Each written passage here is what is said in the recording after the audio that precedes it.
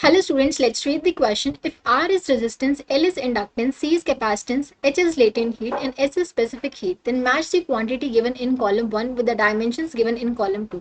Okay, question में क्या दे रखा है कि R रेजिस्टेंस है, L इंडक्टेंस है, C कैपेसिटेंस है, H is latent heat and S is specific heat.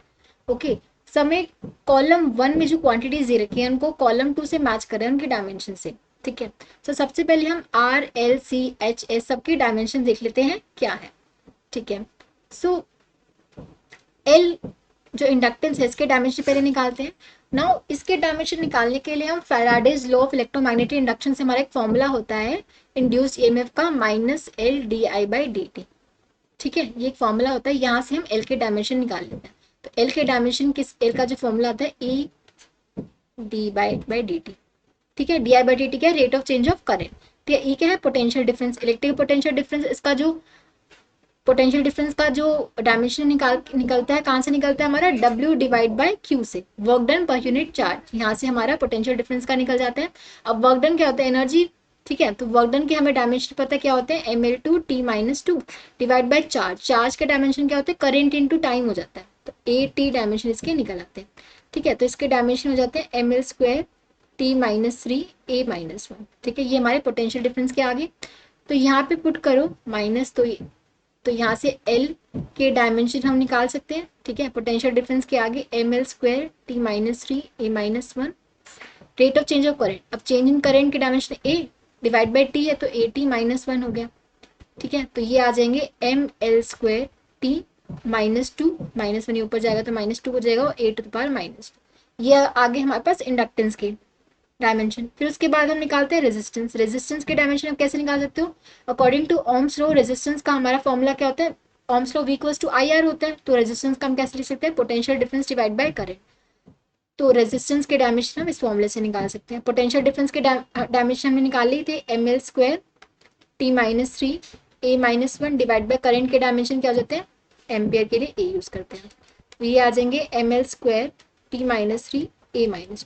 तो ये आ गया हमारे पास रेजिस्टेंस की डायमेंशन. उसके बाद कैपेसिटेंस. कैपेसिटेंस के डायमेंशन कैसे निकालेंगे, कैपेसिटेंस हम कैसे डिफाइन करते हैं, चार्ज ना कैपेसिटर का एक फॉर्मूला होता है Q इक्वल्स टू C. तो C किसके इक्वल हो जाएगा, Q बाई V के इक्वल. तो C के कैपेसिटेंस के डायमेंशन हम इससे निकाल सकते हैं. Q के डायमेंशन क्या हो जाएंगे, करंट इंटू टाइम, तो A इंटू टी होता है, और पोटेंशियल डिफरेंस के हमने यहाँ निकाले ही हुए हैं mL²T-3 A-1. तो कैपेसिटेंस के जो डायमेंशन आ जाते हैं M-1 L-2, ये -3 ऊपर जाएगा तो 1 + 3 हो जाएगा 4 और A⁻². तो C के डायमेंशन ये आ गए. अब उसके बाद क्या है हमारे पास H की हमारी लेटेंट हीट. लेटेंट हीट क्या होती है, amount of energy required per unit mass to change the phase. मतलब अगर हम एक फेज से दूसरे फेज में जा रहे हैं, सॉलिड से लिक्विड या लिक्विड से वेपर में जा रहे हैं, तो जो amount of energy required per unit मास होती है वो लेटेंट हीट होती है. ठीक है, तो लेटेंट हीट का जो फॉर्मूला होता है Q इक्वल्स टू ये M इंटू लेटेंट हीट को मैं H से रिप्रेजेंट कर रही हूँ, तो H क्या हो जाएगा हमारा Q by M, energy required per unit mass. ठीक है, तो एनर्जी के डायमेंशन हमारे पास क्या होते हैं mL/T-2. हीट, और हीट क्या है, is a form of energy ना, तो उसके डायमेंशन क्या होते हैं mL/T-2 डिवाइड बाय M. ठीक है, तो M से M कैंसिल, तो लेटेंट हीट के डायमेंशन क्या आ गई T-2. This is basically amount of heat required to change the phase per unit mass. ठीक है, तो लेटेंट हीट के डायमेंशन ये आ गया. उसके बाद स्पेसिफिक हीट. स्पेसिफिक हीट कैसे डिफाइन करते हैं, it is basically amount of heat required to raise the temperature of body by 1 degree per unit mass. ठीक है, so amount of energy required per unit mass to raise the temperature by 1 degree. तो ये हम कैसे define करते हैं, amount of heat का जो फॉर्मूला होता है M into S delta T. तो यहाँ से स्पेसिफिक हीट का फॉर्मूला क्या आ जाता है Q by M delta T, amount of energy required per unit mass to raise the temperature by 1 degree. ठीक है, तो इससे यहाँ की डायमेंशन हम निकाल सकते हैं. एनर्जी के डायमेंशन तो यही होगी, हीट एनर्जी के mL/T-2, मास के डायमेंशन M, टेम्परेचर की क्या हो गया, हम पे केल्विन से K से रिप्रेजेंट कर सकते हैं. तो M से M कैंसिल, तो ये आ जाएगा L2T-2 K-1. ठीक है, अब देखो C में क्या किससे मैच करना है, H के लेटेंट हीट के बताने. लेटेंट हीट की क्या आ रही थी L2T-2, तो हमारा P से मैच कर रहे हैं.